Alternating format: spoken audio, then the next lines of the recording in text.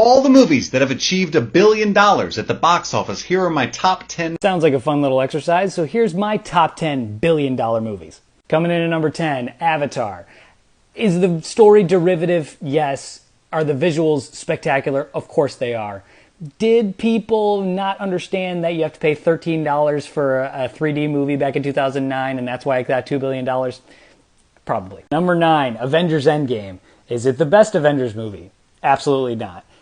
Did you probably need to see every other Avengers movie leading up to it to understand what was going on in it?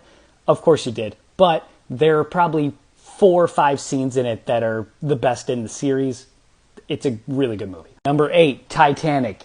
Is it probably your mom's favorite movie?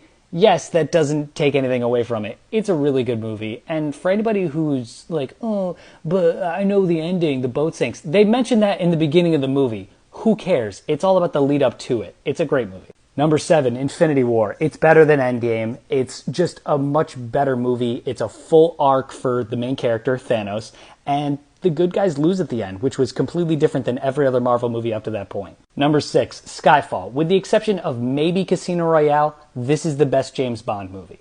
Now we're in the top 5. Number 5, The Avengers. In my opinion, the best Avengers movie because it's really the first time that we saw all these characters from all these different franchises come together into one film.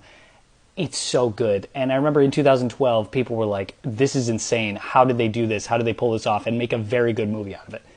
Great movie. Number 4, The Dark Knight Rises. Probably responsible for my favorite theater-going experience ever, seeing it at 3:45 a.m. because I couldn't click fast enough to get the 12 midnight showing.